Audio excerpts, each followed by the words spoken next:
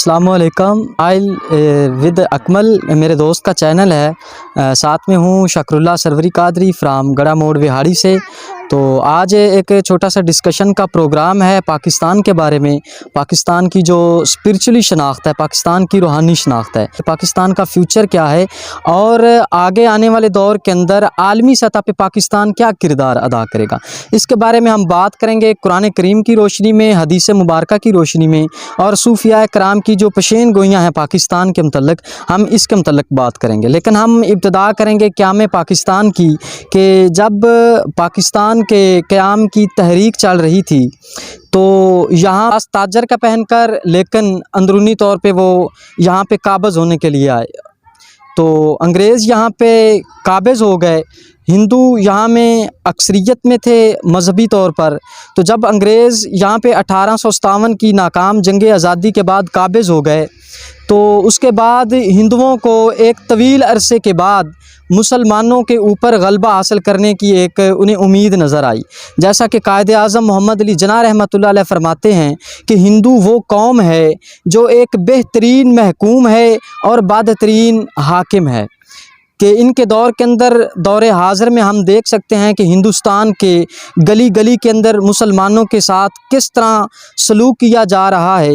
ہندو توا کے نظریے کے نفاذ کے لیے مسلمانوں کی کسی بھی مسلک کی کوئی مسجد، درگاہ یا کوئی بھی مذہبی مقدس مقام ان کی شر انگیزی سے وہ محفوظ نہیں ہے.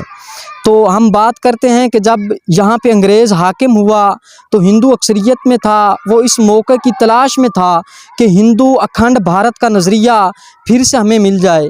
جو ان کا نظریہ ہے کہ افغانستان سے لے کر برما تک ایک مضبوط ریاست ہندو توا کی ہوگی، جس میں ہندو کے وہ کٹر پن کے نظریات جو ہیں ان کا نفاذ ہوگا. تو ان لمحات کے اندر کہ جب مسلمان ہر سطح پہ اخلاقی طور پہ بھی انحطاط کا شکار ہو چکے تھے، تو اس وقت اللہ تبارک و تعالیٰ نے ہندوستان میں ایسی ایسی ہستیاں پیدا کی جنہوں نے آ کر مسلمانوں کے اندر ایک وہ تحریک پیدا کی اور مسلمانوں کو وہ جذبہ عطا کیا کہ جنہوں نے آگے بڑھ کر پاکستان کو حاصل کیا.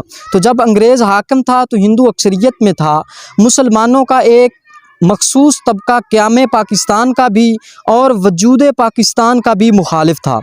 تو ان تمام چیزوں کے ہوتے ہوئے بھی جب مسلمانوں نے تہہ دل کے ساتھ صحیح کی کہ ہم نے اللہ کے نام کے اوپر ایک سرزمین حاصل کرنی ہے جہاں پہ ہم کھل کر اپنی مذہبی عبادات کو ہم ادا کر سکیں، تو اس وقت مسلمانوں کا قائد اعظم بانی پاکستان کی رہنمائی کے اندر ایک ہی نعرہ تھا کہ پاکستان کا مطلب کیا؟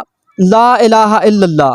تو اس نعرے کے سائے تلے، اس نعرے کے جھنڈے تلے تمام مسالک کے لوگ جب متفق ہوئے، انہوں نے اتحاد کیا. تو اس وقت چونکہ انگریز حاکم تھا، ہندو اکثریت میں تھا، ہمارے اپنے لوگ مخالف تھے، تو ان تمام چیزوں کے ہوتے ہوئے پاکستان کا بننا ایک خواب کی مانند تھا. تو چونکہ یہ ایک ناممکن بات لگتی تھی، تو اس وقت قدرت کی طرف سے، اللہ کی طرف سے نشانی ظاہر ہوئی. اللہ نے امت کے اوپر انعام کیا، کیونکہ یہ وہ وقت تھا کہ جب خلافت عثمانیہ مسلمانوں کا ایک مضبوط مرکز ٹوٹ چکی تھی، مسلمانوں کا اتحاد منتشر پارا پارا ہو چکا تھا. افغانستان کے علاوہ تمام مسلم ممالک کے اوپر جو طاغوتی قوتیں تھیں یورپ کی، وہ قابض ہو چکی تھی. مسلمانوں کا کوئی بھی مقام جو ہے وہ محفوظ نہیں تھا. ہر طرف مایوسی، قنوطیت، پریشانی اور ایک بد یقینی کی فضا جو تھی وہ قائم ہو چکی تھی. تو ان لمحات کے اندر اللہ نے پوری امت کے اوپر اجتماعی طور پہ اور مسلمانان ہند کے اوپر بالخصوص اپنی نشانی ظاہر کی کہ قیام پاکستان ان لمحات میں ہوا کہ جس رات کی فضیلت کو اللہ نے قرآن مجید میں بیان کیا ہے کہ اس رات کو فرشتے آسمان سے اترتے ہیں، یعنی 27 رمضان المبارک شب نزول قرآن کی رات، یعنی اسی ہی رات کو قرآن کا نزول بھی مبارک ہوا تھا. لیلۃ القدر کی رات، جمعرات اور جمعۃ المبارک کی درمیانی شب، رات کے 12:01 پہ اگر یہاں پہ غور کیا جائے تو کیا رات کے اس وقت ملک بنا کرتے ہیں؟ رات کے 12 بجے ملک بنا کرتے ہیں کہ رات کا تقدس اگر ختم ہو رہا تھا تو جمعۃ المبارک کی رات کے تقدس کے لمحات شروع ہو رہے تھے۔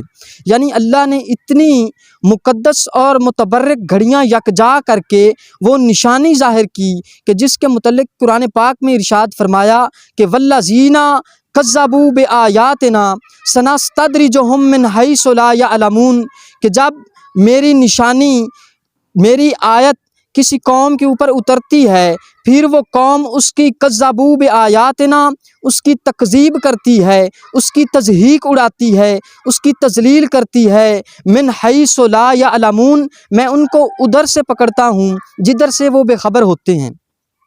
اس قوم کو وہ نشانی عطا کی، اس قوم کو وہ آیت، وہ تحفہ دیا۔